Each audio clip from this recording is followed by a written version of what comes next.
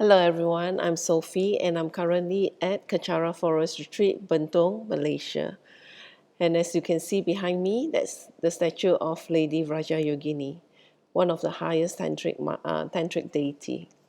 And today I'll be sharing from this book by my Guru, His Eminence, the 25th Samtuku Rinpoche, Gurus for Hire, Enlightenment for Sale. An insider's guide into the relationship between spiritual teachers, students, and centers. This is a very good guide for us to have, as to how our guru should be. I mean, not should be, but how our guru would be, and how we should, as students, be, and also how our Dharma centers, should provide. So today I'll be sharing from page 56, Guru Devotion, what submission really means. And before that, I will go to a picture to share with you. Here you go. This is Rinpoche having a very early morning prayer with some students at Kechara Forest Retreat, Manjusri Hill. And, at this hour, you could see, there's still mist around. It's a very beautiful, cooling place. Right, now page 56. Guru Devotion. What submission really means. Guru devotion is not cooking, cleaning, washing, and giving money to the gurus. Guru devotion is not just about crying, feeling sad, or getting emotional when you talk about your guru. Those are small parts of it, an extension of Guru devotion. When you think about your guru, you think about a person who is extraordinary. Therefore, you cry because you have never met such a person who has had such an impact on you. You cry because you are connected to him as a disciple, and therefore you should push yourself towards your commitments. Real Guru devotion is about developing and keeping your spiritual qualities. You do not let go of your commitments. You develop the qualities that you see your Guru embodies. That made you cry. Guru devotion is about keeping your promises and doing your sadhanas at all costs. Guru devotion is about not harming another person, being very kind to others, and becoming better and better. Real Guru devotion is about destroying the self-cherishing mind. All that is Guru devotion because that devotion leads to your inner Guru, your natural state of mind, which is kindness, commitment, and clarity. People think that when they submit themselves to the Guru, they become a slave. No way. If you were an indentured servant in the olden days, you may have been made into a slave. But this is not the olden days. And you have to ask yourself who you are indenturing yourself to. A wealthy landowner? Some noble who owns 500 acres and makes you work in the field every day? Or are you indenturing yourself to a spiritual person who is training you like a spiritual athlete to put you in the ultimate competition so that you do not lose out at the time of death? We thought that going to school every day was a prison, but we gained freedom from that. We gained education so that we can do what we want now. Submitting to a qualified guru or a guru who cares about us, who is sincere and who has love, is like everything else in life. By submitting and listening to someone who can give us knowledge and show us the methods to benefit and develop ourselves, we will advance in anything we want to do. If we need to be told the same thing again and again, it reflects our selfishness. If the Guru gives us instructions to do something and we say no, then we have not submitted. If we show anger to our teachers, we fight back, we ignore our teachers.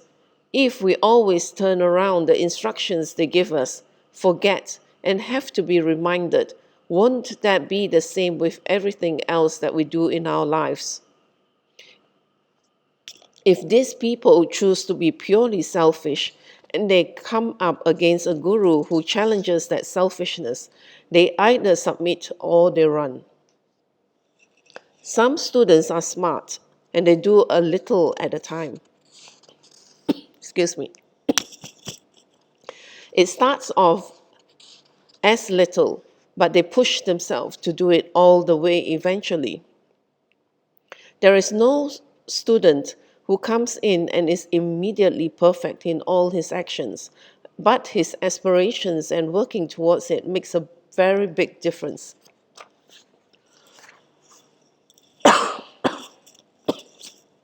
Excuse me, I'll choke. We must remember that the whole purpose of the practice is to destroy arrogance. When we submit to the Guru, it is not to lose our freedom, it is to gain full freedom. Through the practice of Dharma and the Enlightenment, we gain full freedom. It is not just about getting money, long life, or protection from obstacles. We gain full freedom. We gain control of where we go, what we do, our rebirth, and how we benefit. We gain full benefit. If in our next rebirth we want to have money, we will be born into money. We will be born where we want to be born. We gain full control. This is why we submit to the Guru. It is just like submitting to school, to training, to teachers, to our parents, to our counselors, to our psychiatrists and doctors. We all submit. We are already always submitting. We submit to our doctors to invade our bodies. We only have one body. If he messes up, we are finished.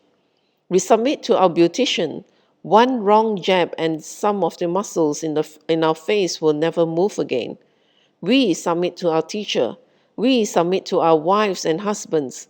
We submit to our children. Some of us even submit to our dogs and cats. Our lives are controlled by them. We cannot go anywhere or do anything because we are completely controlled by our pets. We put ourselves into these situations, whether we do it deliberately or not. We are always submitting to others. It is nothing new to submit. Only now it is to a person who helps us on the ultimate highest level. Devotion to and submission to our Guru is the beginning of us becoming independent of our ego, of samsara, and of our afflictive emotions. It may look like we have imprisoned ourselves, but if he is a real Guru, the minute we submit to him, believe, trust, let go, and do as he says, it is the first step towards total freedom. The Guru will push us, give us assignments and design work for us that will help us achieve the 6 parameters, bodhicitta and compassion, which are the necessary prerequisites of higher practices that gives us total freedom. When you sacrifice, submit, and do things for the Guru that you ordinarily would not do, you collect merits. Psychologically, you open up because this person will challenge you to become better. If we look at the person who are close to the Guru, we'll see that no matter how bad they are, they become better or they get some benefit, physical, monetary, or emotional, most of the time. We will also see people who are forthright, improving and becoming better and better year after year when they are around the Guru. The minute you submit to your Guru, you immediately win your first day of independence. The day you meet a real Guru is the day he starts to separate you from him, to make you independent of him. Real Gurus do not become clingy with us. They make us more and more independent. Their goal is to make us a Buddha, not to have companions around him. You may think you were working with your Guru last year, doing this and that with him, and question why you are not this year. You think, poor me, poor me. I did so much for you, but you don't let me do anything anymore this year. It is so unfair. It is so bad. This shows that the student does not know the purpose of a guru-disciple relationship. Do you think the guru has to be clingy with you? Do you think that the guru does not like you or that he has rejected you when he switches your job or responsibilities around? Perhaps the initial methods were not working, so he does something else to help you. Perhaps you have already done and mastered the task, so he may give you something else to help you develop your mind. Sometimes the guru will let you be clingy. Sometimes the guru will make you not be clingy. It is your level that the guru is looking at. People do not understand guru devotion. They think it is slavery. Find it they think it is indoctrination or a loss of freedom. But it is absolutely the opposite. When I hooked up with my when I hooked up with my teachers, I gained freedom. Look what I am doing now. Guru devotion was and is my main practice. When I had obstacles and problems, because I had so much faith in my guru, my Dharma protector in Gandan told me in an audience with him, don't recite any mantras. Recite your guru's mantra and you will be fine. So I did. I recited my guru's mantra 100,000 times and my sickness healed. I did not need to do any pujas. If you think this is slavery or induction or the forcing of another culture, you are absolutely wrong. I will not be diplomatic about it. I will be diplomatic with everything else and give concessions because I know we are all trying, but not in the case of Guru devotion. There are no concessions. That is the pith of the path. Without an instructor, without a teacher, without someone to guide you, and without your cooperation with this person, what benefit can you derive? If you are studying under a music teacher, but you are always late, you forget your music scores, you do not do your homework, you do not practice, you break your guitar, you do not restring it, you forget your appointment, you are rude to your teacher, you pick your nose in front of him, you do not listen to instructions. How is it how is he going to teach you how to play the guitar? And that is just for playing a guitar. Imagine how much more alert we must be if we want to learn how to attain enlightenment. Even with normal teachers who teach us writing and arithmetic, we have to be respectful because arithmetic and writing will benefit us. But we want benefit that will help us in many lifetimes. If we have an instructor, if we have an instructor for that, our guru, and cannot be respectful or submissive, or even trust and or try, then how will we gain that benefit?